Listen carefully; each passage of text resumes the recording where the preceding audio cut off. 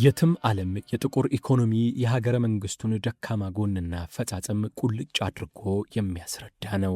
ኢትዮጵያ በተለይ ለዓለም የንግድ ሜዳ እየተመቸው ነው፣ በሬን ከፋፍቻለሁ እያለች ገብታችሁም ስሩ፣ ቢዝነስ ንግዱን አቀላጥፉ ትላለች።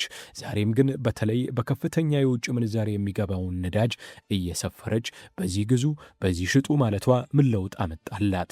ነዳጅ አሁንም በጥቁር በረንዳ ላይ ደረቱን ገልብጦ እየተሸጠ፣ ታዲያ መፍትሄውስ ምን ይሆን? መንግስት እጁን ያውጣ ቢባልስ ምን አይነት ትርምስ ሊያጋጥም ይችላል? የዚህ ነገር መላቀቂያ መንገዱስ ምን ሊሆን ይችላል? ተከበራችሁ አድማጮቻችን፣ በዛሬው የምጣኔ ሀብት ዝግጅት የኔ የተመለከተውንና ተያያዥ ነጥቦችን ትሰማላችሁ። አብራችሁ እንድትሆኑ እንፈልጋለን። አቶ ኤፍሬም ተስፋዬ የኢትዮጵያ የነዳጅ አዳዮች ማህበር የሥራ ኃላፊ ናቸው። በነዳጅና ተያያዥ ኢኮኖሚ ላይ ረጅም ዓመት አሳልፈዋል። አቶ ኤፍሬም እዚህ ለተነሳው ሐሳብ አስተያየታቸውን እንዲሰጡን ያለፉበት የሥራ ልምድና ያላቸው የትምህርት ዝግጅት ይፈቅድላቸዋል። ብዙ ነገር ተቆጣጥረን አልሆነልንም። አሁን ለነፃ ገበያ ሲተው ነው ነገሮች እንዳንድ አሁን ሲሚንቶ ላይ፣ ስኳር ላይ፣ ዘይት ላይ፣ ኢቨን መሬት ላይ አሁን ያለውን እንደዚህ ነገሮች አሁን ኢሹ አይደሉም። ስትተወው ራሱ ማርኬቱ ራና ያደርገዋል። ሰው መክፈል የሚችለው ይከፍላል፣ መክፈል የማይችለው ቆጥቦ ይጠቀማል ነው ሀገር ያለን መጦዝ ያቆማል። ነዳጅም እንደዚህ ነው። መክፈል የሚችለው ለገበያው ነፃ ተውለት። ብዙሃኑ ደግሞ እንደ መንግስት ማሰብ አለብኝ ካለ ማስ ትራንስፖርቴሽን ላይ አግሬሲቭ መሄድ ነው። ትራንስፖርት ስለሆነ እንደዚህ ኢሪጌሽን ኤክስፖርት መር የሆኑ ነገሮች ላይ ብዙ ችግሮች ስላሉ ነው። ክፍለ ሀገር ላይ ወጣ ስትል አፕ ካንትሪ አካባቢ በኖርማሉም ሰዓት እነዚህ ፕሮጀክቶች ተቸግረው ነው ከዋጋ በላይ ከፍለው ነው ምርቶቻቸውን እያመረቱ። ኤክስፖርት መር የሆነ ኢኮኖሚ ላስኪድ ካልክ ለሱ ግብዓት የሆነው ኢነርጂ በከፍተኛ ሁኔታ በችግር የሚያገኙ ከሆኑ ምርታማነት ላይ የራሱ አሉታዊ ተጽዕኖ ይኖረዋል። ግን ለነፃ ገበያ ብትወጣ አሁን ማግኘቱን አሁን እኮ የሚቸግረው የዚህ የነዳጅ ነገር ከጀርባው ብዙ የተያያዘ ነገር ስላለው ሲነካካ ራሱ የሚፈጥረው ደግሞ ችግር አለ እና እንዴት ነው ጥርስ ያለው ህግ መውጣት አለበት። ያንን ህግ ላለማስፈጸም እዛም እዚህም ያው ሲወርድ ሲዋረድ የመጣ ነገር ስለሆነ ኢኮኖሚያቸውን እዛ ላይ ዲፔንድ ያደረጉ ብዙ ከጀርባ አሁንም የምንሰማቸው ነገሮች አሉና ምን አይነት ፈተና ላይ መጣ ይችላል? እንግዲህ ብዙ የህግ ድሪቶ ባለበት ሀገር ብዙ ኮራፕሽን አለ ነው ዓለም አቀፍ እይታው።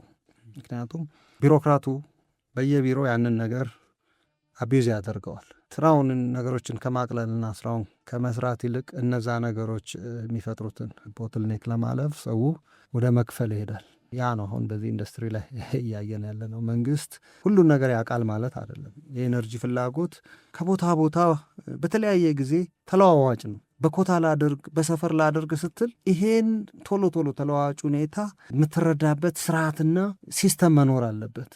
ካልሆነ ግን ጥቁሩ ገበያ ነው ያንን የሚችል ለመንግስት ማሳያ ነው። መንግስት አቃሄን ነገር ማድረግ አትችልም፣ ስለዚህ እኛ እናደርጋለን እያሉ ገንዘብ እየሰሩ ነው ሰዎች። ብትተወው ግን ራሱ ሰርኩሌሽኑ ማኔጅ ያደርገዋል። ካልሆነ ግን አማኑ ማዕድን አካባቢ ለዚህ አንድ ምሳሌ ነው። ቡም አለ እዛ ጋር ፍላጎቱ መንግስት በዛ ልክ ቶሎ አዌሮ ነው ፕሮዳክቱን አላቀረበም። ስላላቀረበ ከጥቁር ገበያ እየገዙ ሰዎቹ ስራቸውን አላቆሙ። ፕሮጀክቱም የቆመን ፕሮጀክት አለ። ይሄ ደግሞ በተለይ በወርቅ ንግድ ላይ የሚያመጣውን ተጽዕኖ ይኖራል። ተጽዕኖ ይኖራል። ከማዕድን የትኛውም እርሻው ምኑ የቱ ጋ ነው ፍላጎቱ ብለ የሚያነቃ ስርዓት መኖር አለበት።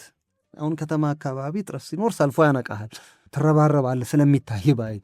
በኢትዮጵያን የሚያህል ይህን ያህል ስፋት ያለው ሀገር የቱ ጋር ነው አሁን ያለው ዲማንድ ከፍተኛ ነው ቶሎ አለርት የሚያደርግ ስርዓት እስከሌለ ድረስ ቶሎ ያንን ነገር አለርቱን ተከትለ ማኔጅ የሚያደርግ አሰራርና አቅም እስከሌለ ድረስ በቁጥጥር ልትፈተው አትችልም።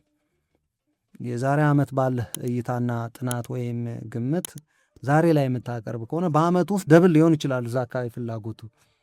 ስለዚህ ኮታ ሰጥተዋል። ቤንችማርክ አምና የነበረው ጥናት ወይም ግምገማ ሊሆን ይችላል። ነገሮች ዳይናሚክ ናቸው፣ ቶሎ ቶሎ ይቀያየራሉ። ሁሉም ዘርፍ በራሱ ነገሮችን ለማሳካት ስለሚሰራ ማለት ነው። እዚህ ጋር ቶሎ ቶሎ ሪስፖንድ የሚያደርግ አሰራር ወይም ሲስተም ከሌለ ሰው ስራውን ለመስራት ሲል ከህጋዊ ቻናል ውጭ ወደ እንትኑ መሄድ ይጀምራል። ወደ ጥቁር ኢኮኖሚ። የትም ዓለም ውስጥ ጥቁር ኢኮኖሚ የመንግስትን ደካማ ጎን ማሳያ ነው፣ አሰራር መፈተሻ ነው። ሌላው ዓለም ያያል፣ ወዲያው ችግሮቹን ይፈታም። ለምን ጥቁር ገበያ ኖረ ብለህ ማላዘን ወይም ማልቀስ አይደለም፣ የአንተን ችግር ነው እየነገረ ያለው። ያንን እንዴት ልፍታው ብሎ ቁጭ ብሎ ማየት ይፈልጋል እንጂ ይሄ ነገር የሚፈታው በቁጥጥር ነው ብለህ ጥቁር ገበያን ልታረከው አትችልም። ለሲሚንቶም ቅድም የጠቀስኳቸው የውጭ ምንዛሪም ላይ ሞክሯል። በኋላ ለነጻ ገበያ ሲተዋቸውን አሁን እነዚህን ነገሮች እንደ ኢሹም አይነሱም። በቃ አቅርቦትና ፍላጎት ራያየ በገበያ መርህ መሰረት እየሄደ ነው። ነዳጅም ወደዚህ ነው መምጣት ያለበት። በቃ ከጊዜ ወደ ጊዜ ነገሩ እየከፋ እንጂ ሲስተካከል አላየ ነው። ለእኔ የሚታየኝ ተወሰነ እየደገፈ እያገዘ ቀስ እያለ ይቶ ራሱ እጁንም ሁሉ ነገር በውጭ ምንዛሪ ነው የሚመጣው። እዚህ ሀገር ለነዳጅ $4 ቢሊዮን ሲወጣ ያመናል ይለዋል የመንግስት ኃላፊዎች። እንዲ ነዳጁ ካልገባ ኢኮኖሚ ኤክስፖርት በዚህ ያህል ያድጋል ወይ? ኢነርጂ እኮ ነው። ህዝብ እያደገ ነው፣ ፍላጎቱ እያደገ ነው። አዎ ታዳሽ ኃይል ላይ መስራት አማራጭ ነው። ልቆጥብ ካልክ ግን መቆጠቢያ ሜትዱ ትርፋማነትን የሚያሳድግ ካልሆነ ያስቸግራል።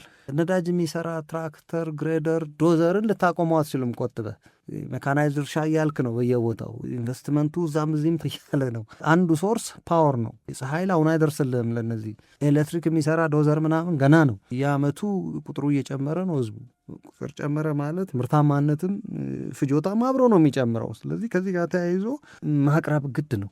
ካላቀረብክ ዲማንድ ኤንድ ሰፕላይ ካልተቀራረቡ በመሃል ቁጥጥር ደግሞ ከጨመርክበት እንደዚ አይነት ነገሮች እየፈጠረ መሄዱ ማይቀር ነው እና ነጻ ገበያ ሶሉሽን።